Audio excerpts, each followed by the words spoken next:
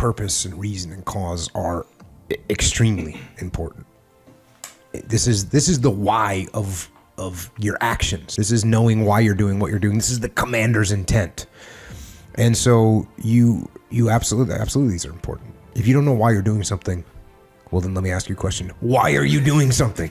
It's very clear, it's very simple to understand. So you got to know if you don't know why you're doing something, then what are you going to do when you hit an obstacle? You're going to stop. What adaptations are you going to make when things go wrong to overcome them? You're not going to make any because you don't know why you're doing it. So if you have no reason for doing something, you're not going to do it.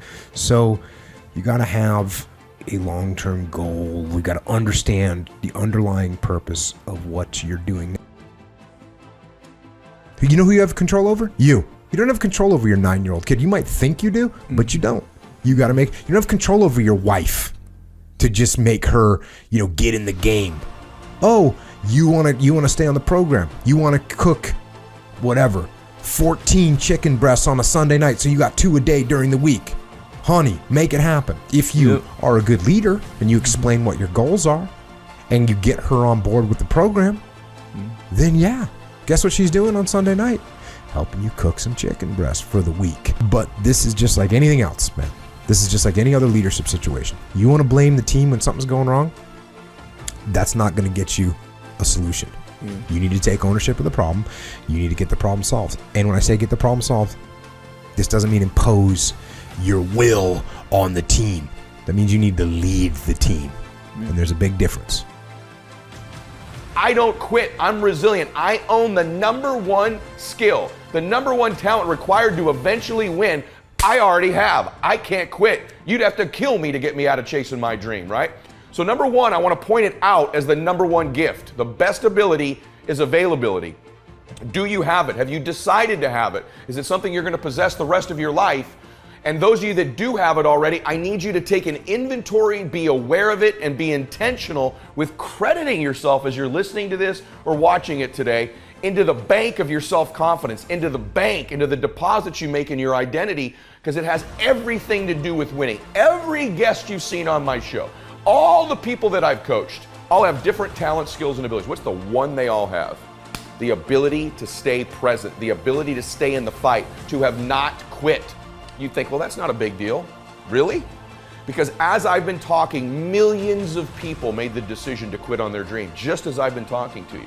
The rest of the day, millions more will. Tomorrow, millions more. Every day, literally millions of people quit on one of their dreams, their dream relationship, their dream business, their dream body. So quitting has become the number one habit in the world by people that end up losing. And I'm telling you, it happens every day, every second, everywhere. Just the fact that while I've been speaking, you're still after your dream, you're ahead of them. You don't give yourself enough credit, because eventually what I found, it looks like winning's this huge competition. But every day, every week, every year, every decade as time goes by, you're gonna find that you're competing with a smaller and smaller and smaller group of people for your dream, because so many of them will just quit. And by the way, many of them that quit will possess talents, maybe even gifts you don't have. Their incredible ability with people, their incredible strength, their incredible brain, and they'll quit with all this giftedness, but you got the talent. You have to learn to distinguish between something that is a talent and a gift. You can develop skills, you can develop talents. Gifts are something you're born with, but the people that I see that win long term are the ones who develop the talents and skills required to win.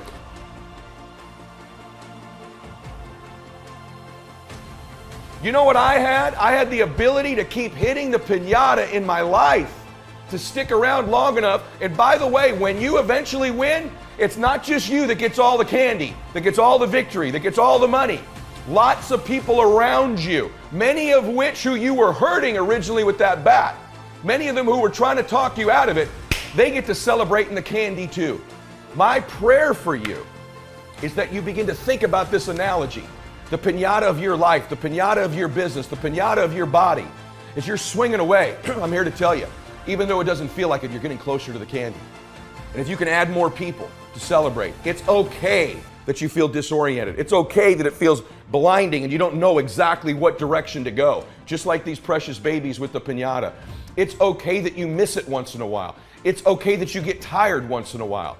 But as long as you keep after it and you keep pounding away, that compound effort of your pounding I can promise you there's candy someday. And everybody around you will jump on it and celebrate. That's my wish for you today. As you listen to me, of all the skills I'm going to teach you, that I've taught you, and if you've not listened to my other shows, I teach you about listening, transfer energy, how to close, how to change your identity, how to live blissfully dissatisfied, how to unlock your success code, all of the very detailed things I teach. Today is the most important thing, is that as you learn all these skills, it'll help you with the blindness. Every single skill you learn, you'll see clearer and clearer and clearer. But if you don't develop the talent, the number one skill in the world, which is to keep hitting the piñata and to stick around until the candy comes out. Because here's the deal. Someone's gonna get the candy in life. There's always candy in life. That piñata eventually always breaks down. Do you want to be the person who was there in the beginning, hitting as hard as you could and sacrifice it and maybe hurting the people around you and never get the candy? Or are you gonna get something for your pain? Are you gonna get something for your effort? Are you gonna get something for this sacrifice you're making? You got to get something for this pain. You got to stick in the game until the candy comes out, and then we all get to celebrate.